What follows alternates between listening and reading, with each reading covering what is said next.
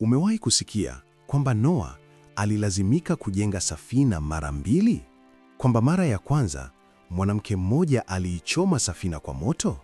Kwamba hadithi ya safina na Noa ambayo unajua si hadithi kamili. Kwamba kulikuwa na mwanamke jina lake Norea ambaye Noa alikataa kumruhusu aingie kwenye safina na yeye alikasirika akachoma safina yote. Kulingana na maandiko haya, mafuriko ya Noa hayakuwa hukumu ya haki, bali ni jaribio la kuua la mungu wa uongo Yaldabaoth, ambaye alitaka kuangamiza wanadamu wenye maarifa ya kiroho. Naomba ifahamike msikilizaji wangu kuwa Noa ni Nuhu. Hapo sawa? Nimegonga ndipo? Gonga glass twende. Ukitaka kujua vizuri kuhusu huyu mungu wa uongo, rejea kwenye video yetu iliyoandikwa Je, kuna mungu wangapi? Hapa utaelewa vizuri zaidi kwa nini kuna shida, tabu, mateso na vifo hapa duniani. Leo nitakuambia habari ya Noa na safina kulingana na vitabu vya Wakristo wa kale ambavyo ni Hypostasis of the Archons, Apocalypse of Adam na Apocryphon of John, vitabu vilivyopatikana Nag Hammadi mwaka 1945. Nitakwambia habari ya Norea, shujaa wa kike ambaye alipinga mungu wa uongo. Nitakwambia jinsi mafuriko yalikuwa ni mpango wa Archons kuangamiza uzao wa Seth, ambao ni uzao wa wanadamu wenye roho ya Mungu wa kweli. Na utajua kwa nini kanisa lilikataa habari hii. Kaa hadi mwisho, sababu nitakuacha ukijiuliza maswali mengi sana kuhusu vitabu hivi vya zamani. Lakini kabla hatujaanza kipindi chetu cha leo, naomba nichukue nafasi hii kwa kushukuru wote mnaotufuatilia kwenye chaneli yetu, watu wa like na comments. Nyie mbarikiwe sana mwaka huu hadi maadui zenu washangae. Kwa wale ambao bado hamjasubscribe, ndugu yangu, leo naomba bonyeza subscribe tafadhali. Asante. Sasa twende kazi ndani ya siri za Apocalypse of Noah. Ili kuelewa hadithi ya Gnostic, yani ya kale, lazima kwanza tujue hadithi ya Biblia. Biblia inasema nini kuhusu Noa? Tukisoma Mwanzo 6 mstari wa 5 hadi wa 7, inasema, Bwana akaona ya kwamba uovu wa mwanadamu ni mkubwa duniani. Bwana akasikitika moyoni mwake. Bwana akasema, nitamfuta mwanadamu niliyemuumba, kwa maana nimesikitika kwa kuwa nimemuumba. Lakini hapo kwa Mungu akasikitika kwa kuwa amemuumba mwanadamu, naomba tafakari vizuri. Inamaanisha Mungu hakujua alichokuwa anafanya? Ikiwa yeye anakujua kabla ya kuzaliwa hadi kufa, alishindwaje kujua hili hadi asikitike? Huyu ni Mungu yupi? Ndiye Mungu mkuu au ni mwingine? Napenda kusikia maoni yako hapa chini ili tujifunze wote vizuri. Tuendelee. Mungu aliamua kuangamiza ulimwengu kwa maji, lakini Noa alikuwa mtu mwenye haki. Tukiangalia Mwanzo 6 mstari wa 8 hadi wa 9, inasema, lakini Noa alipata kibali machoni pa Bwana. Noa alikuwa mtu mwenye haki. Mungu alimwambia Noa ajenge safina. Noa alitii. Yeye, familia yake na wanyama waliokoka. Mafuriko yalikuja. Ulimwengu uliangamizwa. Noa na familia yake waliokolewa. Hii ni hadithi tunayoijua kutoka kwenye Biblia yetu ya kila siku. Lakini Gnostic texts au maandiko haya ya kale yanasema tofauti kabisa. Yanasema hivi: mafuriko hayakuwa hukumu ya Mungu wa kweli. Yalikuwa ni jaribio la kuua la Yaldabaoth, mungu wa uongo. Noa hakuwa shujaa, bali ni wakala wa mungu wa uongo. Mwanamke mmoja jina lake Norea ndiye shujaa halisi, na safina haikuwa ukombozi, bali maarifa ya rohoni ndiyo yalikuwa ukombozi. Hebu tutazame huyu Norea ni nani. Katika hadithi ya Biblia hakuna mtu anaitwa Norea, lakini katika maandiko haya ya kale, hasa Hypostasis of the Archons na Apocalypse of Adam, Norea ni mhusika mkuu. Norea ni binti wa Eve na ni dada wa Seth. Biblia inasema Eve alikuwa na watoto watatu, Cain, Abel na Seth, Mwanzo 4:5. Lakini Gnostic texts zinasema Eve alikuwa pia na binti kwa jina Norea, ambaye ni mwakilishi wa uzao wa kiroho, yaani Mungu mkuu. Hypostasis of the Archons inasema, kisha Sofia alimuumba Norea, akampa roho yake. Norea ni mwanamke aliyezaliwa kwa nguvu ya nuru. Norea ni mwakilishi wa maarifa ya kweli, roho ya Mungu wa kweli, si binadamu wa kawaida. Katika Gnosticism, mafuriko hayakuwa hukumu ya dhambi, yalikuwa ni mpango wa kuangamiza uzao wa Seth. Uzao wa Seth ni wanadamu wenye roho ya Mungu wa kweli, wale ambao wana maarifa ya kiroho, gnosis, na wanajua kwamba ulimwengu huu uliumbwa na Mungu wa uongo. Apocalypse of Adam inasema, kisha Mungu wa nguvu, Sakla, jina lingine la Yaldabaoth, akakasirika na uzao wa Noa na wazao wa Ham na Jafeth. Alisema, nitawaangamiza kwa maji ili ninyang'anye uzao wao na roho zao. Kwa nini Yaldabaoth alitaka kuwaangamiza?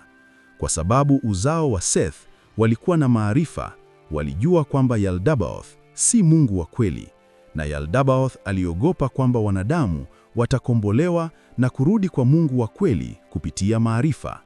Hapa nikafikiria, au ndiyo maana maandiko yasema, watu wangu wanaangamizwa kwa kukosa maarifa.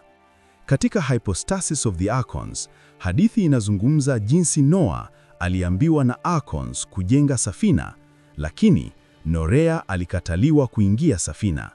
Kitabu hiki kinasema, Noa alijenga safina kama vile alivyoelekezwa na watawala, yaani Archons, lakini Norea alikuja na kumwambia Noa, nifungulie ili niingie safina.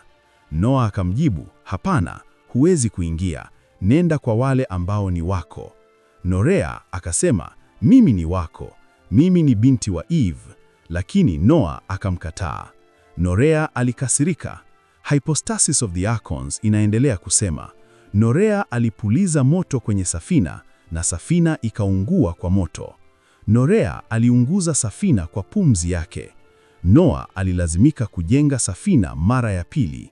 Kumeanza kuchangamka.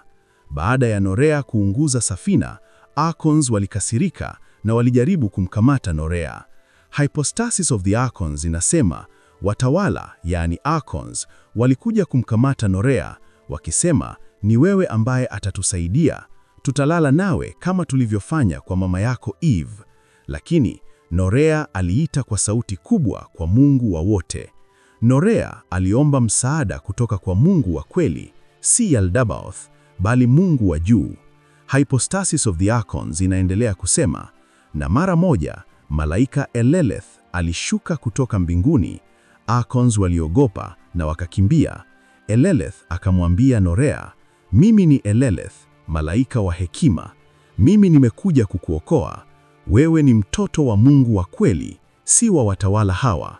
Norea akauliza, hawa watawala ni akina nani, na kwa nini wanajaribu kunishika?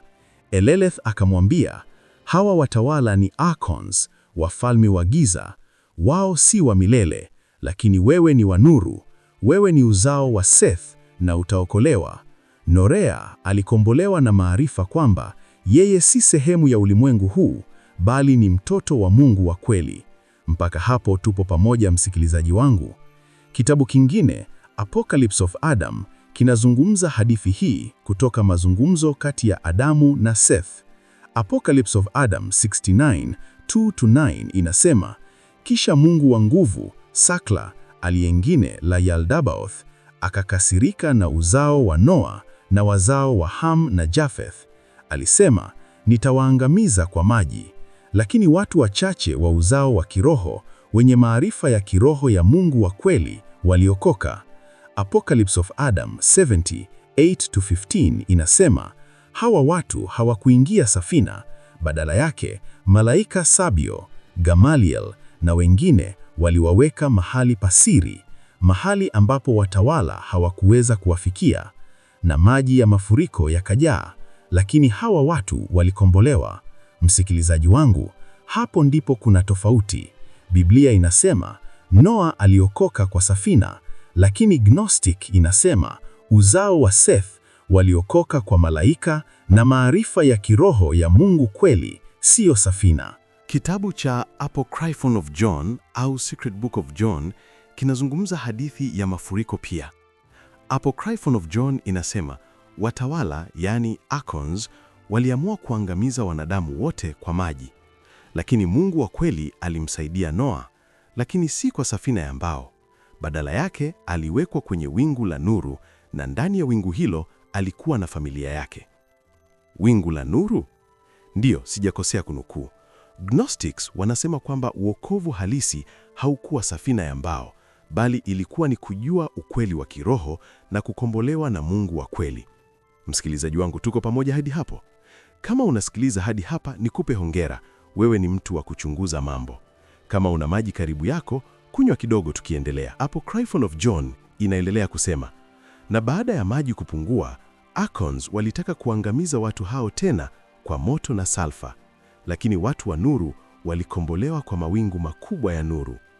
Hii inamaanisha mafuriko hayakuwa mwisho, bali archons waliendelea kujaribu kuua. Wokovu halisi haukuwa safina, ulikuwa maarifa, na uzao wa Seth daima walilindwa na Mungu wa kweli sababu walikuwa na maarifa. Katika Biblia, Noa ni shujaa, mtu mwenye haki ambaye alimtii Mungu. Lakini katika Gnostic texts, Noa ni mhusika wa kutilia mashaka. Gnostics wanasema kwamba Noa alikuwa upande wa archons, si Mungu wa kweli. Noa alikataa Norea ambaye ni uzao wa kiroho. Noa alijenga safina ya mbao ambaye ni ukombozi wa mwili na sio wa kiroho.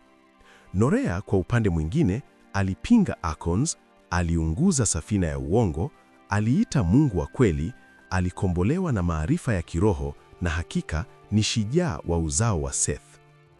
Sasa hebu tuangalie ni kwa nini kanisa lilikataa historia hii. Swali ni kwa nini hadithi hii haiko kwenye Biblia? Sababu hizo ni kama ifuatavyo. Moja, inafanya Noa kuonekana vibaya. Kanisa linaheshimu Noa sana kama mfano wa imani, lakini hadithi hii inamfanya Noa aonekane kama wakala wa Mungu wa uongo ambaye alikataa Norea na alimtumikia Yaldabaoth. Mbili, inafanya mwanamke kuwa shujaa. Norea ni mwanamke mwenye nguvu ambaye anapinga Noa na archons. Kanisa halikupenda wazo la mwanamke akiwa na nguvu zaidi kuliko Noa ambaye ni mwanaume, na hata ukitazama Biblia iliyopo unamshusha sana mwanamke. Timotheo wa kwanza 2:11 hadi 12 inasema, mwanamke ajifunze kwa ukimya, kwa utiivu wote. Mimi siruhusu mwanamke kufundisha wala kuwa na mamlaka juu ya mwanaume. Tatu, inasema safina ni ya uongo. Biblia inahimiza imani kwa Noa kwamba safina ilimwokoa, lakini maandiko haya ya kale yanasema safina ni ukombozi wa mwili, si wa roho. Ukombozi halisi unakuja kwa maarifa, si safina ya mbao. 4. Inafundisha ukombozi kwa maarifa. Hadithi hii inategemea Gnosticism, kwamba uokovu unakuja kwa maarifa, si imani. Biblia inasema, kwa maana kwa neema mmeokolewa kwa njia ya imani, Waefeso 2:8 hadi 9. Gnostic texts zinasema uokovu ni kwa jua ukweli, na hii inapingana na Biblia ya leo. 5. Inafanya Mungu wa Biblia kuwa Mungu wa uongo. Maandiko ya kale yanafanya Mungu wa Agano la Kale, Yahwe, aonekane kama Yaldabaoth, Mungu wa uongo. Kwa wenzangu waliosoma Biblia nzima wakamaliza neno kwa neno, mstari kwa mstari, watakuwa washaanza kupata picha. Kama hujamaliza Biblia nzima neno kwa neno, na kushauri anza safari hiyo, sababu ukimaliza utakuwa na kiu ya kutaka kujua majibu ya maswali mengi ambayo utagundua.